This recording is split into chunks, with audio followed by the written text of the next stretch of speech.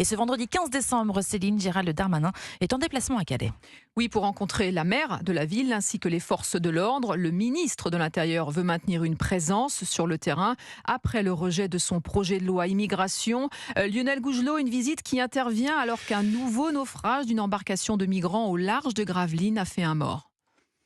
Oui, effectivement, une énième tentative de traversée clandestine, une soixantaine de migrants naufragés à bord d'une embarcation pneumatique qui s'est dégonflée au début de la traversée.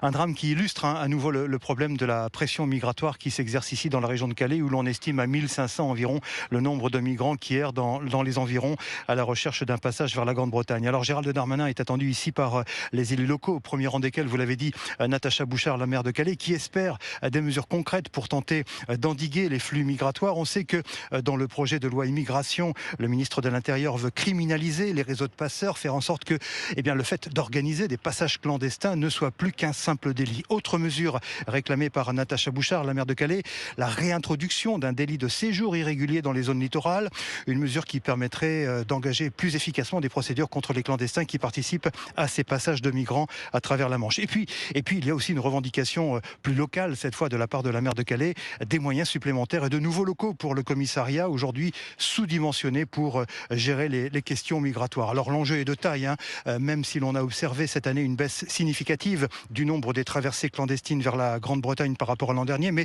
tous les élus ici le disent, plus il y aura de migrants qui séjournent dans la région, plus il y aura des morts dans la Manche. Le migrant décédé cette nuit est le 9e mort en mer dans la zone depuis le début de l'année.